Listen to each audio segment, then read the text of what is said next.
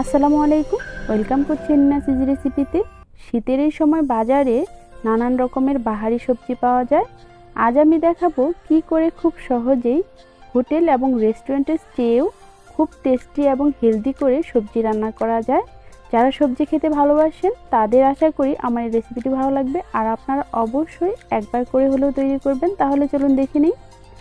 এখানে আমি নানান রকমের সবজি নিয়েছি: ফুলকপি, সিম, বাঁধাকপি, গাজর, টমেটো, বেগুন, আলু, লাউ, মিষ্টি কুমড়া এবং 3 রকমের ডাল নিয়েছি: মাছের ডাল, মসুর ডাল আর মুগ ডাল। আপনারা চাইলে ছোলার ডালও নিতে পারেন, অথবা যে কোনো এক রকমের ডাল দিয়েও এই সবজিটা রান্না করতে পারবেন।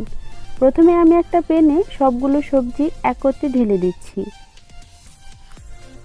সবজিগুলো আমি কেটে খুব ভালো করে ধুয়ে নিয়েছি। এবার আমি 3 রকমের ডাল দিয়ে দিচ্ছি। ডালগুলোকেও আমি খুব ভালো করে ধুয়ে নিয়েছি।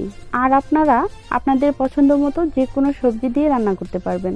এবার আমি এখানে মশলা দিয়ে দিব: 1 চা চামচ আদা বাটা, 1 চা চামচ রসুন বাটা, হাফ টেবিল চামচ হলুদ গুঁড়া, 1 চা চামচ ধনিয়ার গুঁড়া, 1 চা চামচ জিরার গুঁড়া, লবণ পরিমাণ মতো, হাফ চা চামচ রাঁধুনি গুঁড়া সজ বাটা, তেল পরিমাণ মতো, তেজপাতা 1টা, দারচিনি 2 টুকরা, সাদা এলাচ 2-3টা। তারপর আমি সবগুলো উপকরণ মিশিয়ে এখানে 2 কাপ পরিমাণ পানি দিয়ে দিব।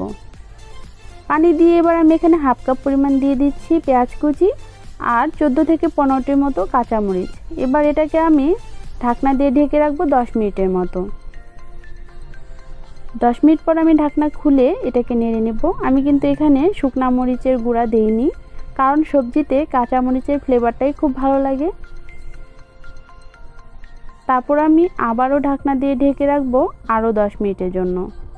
10 মিনিট পর আমরা দেখতে পাচ্ছি সবজিটা অনেকটাই সেদ্ধ হয়ে এসেছে। এবার আমি নেড়ে নিচ্ছি। নেড়ে নিয়ে এই টাইমে চুলার আঁচটা মিডিয়াম করে দিব। মিডিয়াম করে আমি আবারও ঢাকনা দিয়ে ঢেকে রাখবো আরও 8 মিনিটের জন্য। 8 মিনিট পর ঢাকনা খুলে নিয়েছি। আমরা দেখতে পাচ্ছি এটা হয়ে গিয়েছে। এবার আমি নেড়ে পেঁয়াজ পাতা দিয়ে দিচ্ছি। এবার আমি আবারও নেড়ে নিব। নেড়ে নিয়ে এটা এক সাইডে রেখে ফোড়নের জন্য আমি চুলায় একটা প্যান দিয়েছি। এখানে 2 টেবিল চামচ রেগুলার খাবারের তেল দিয়ে দিলাম। এবার আমি 2টা শুকনা মরিচ মাঝখানে এভাবে ভেঙে দিয়ে দিলাম।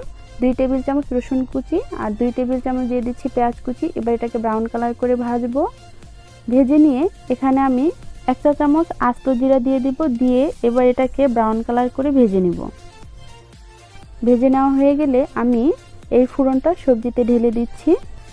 তারপর আমি সবজিটা খুব ভালো করে নেড়ে নেব। নেড়ে নিয়ে আমি চুলাটা বন্ধ করে দিব। বন্ধ করে দিয়ে শেষ পর্যায়ে দিয়ে দিব ধনিয়া পাতা কুচি।